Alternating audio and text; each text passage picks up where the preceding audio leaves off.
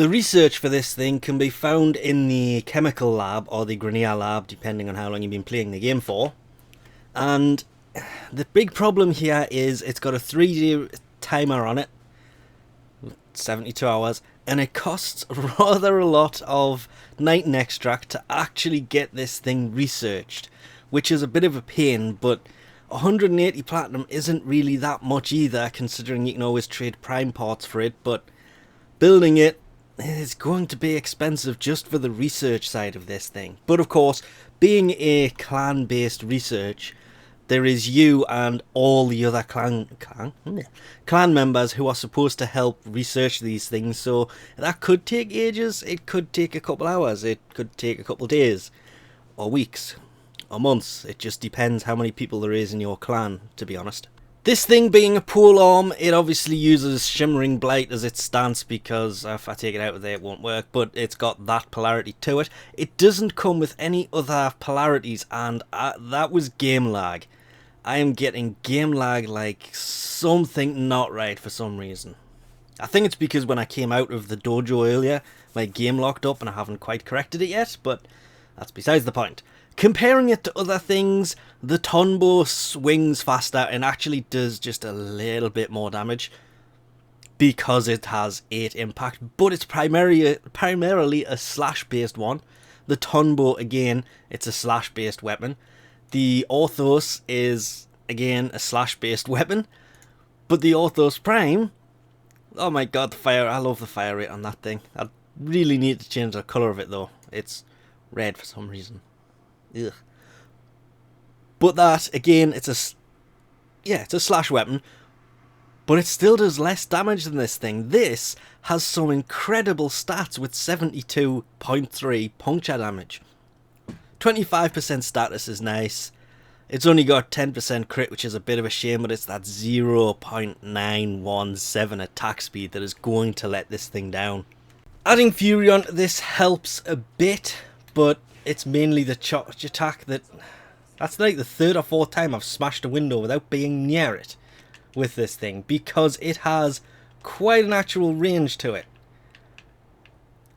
Take that thing out on the floor, not near it. The ground pounds on this thing actually do go quite a distance, which is great for this thing, because I actually kind of hate weapons where you do a ground pound and nothing really happens. But it's the charge attack on this that really makes it a useful thing. I just keep running out of enemies to actually do this on. These guys were level 30 when I first came in here. They seem to have had a downgrade, and I don't understand why. And charge attack. It will actually knock them over, but because they're going down too easily, I can't actually demonstrate that. Obviously, you can't knock over the Osprey, because they are just, well, they're flying. You can't really knock them over. It doesn't work that way. But when you can land it, it'll, really? More Osprey. Yay. And he's dead. Oops. What about you two? One of you want to go down? Nope. Actually just killed you both. Somehow. I never thought I would say this, but this weapon is, okay, it's not the best of weapons. There are a lot of weapons that are better. The slow attack speed does kind of kill this thing off. But it actually does pack quite a nice punch to it, taking out a lot of the things that you throw at it. All I have on this, to be honest, is corrosive. I threw that on there, got the status up a little bit more, but that was pretty much it. The rest of this is just a normal build. I've got Fury and Berserker on to try and increase the attack speed a little, but it doesn't really work most of the time because it has such a low crit. But this thing was still... It amazed me that it actually does as much damage as it does. And there it is! Oh, I knocked him over. Finally.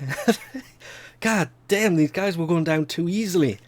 And this is supposed to be one of the harder alerts, because this is a treasure ship alert, hence the reason I haven't done any of the spy things yet. I want to do this beforehand, because it's not going to be much fun watching me run around invisible swinging a weapon round. It really wouldn't. Right. One more. Where are you? No! Knock him down. And finish her. God damn, I love it when it actually works. And again, nope, just finished him off. So even though it is a good weapon, it costs a lot of nitan extract to actually build this thing. And that is where this weapon has its biggest downside. The attack speed being slow can be a bit of a pain, but just the fact that it costs so much to actually research this, it probably needs it to build it as well, so you need to keep a hold of some for that.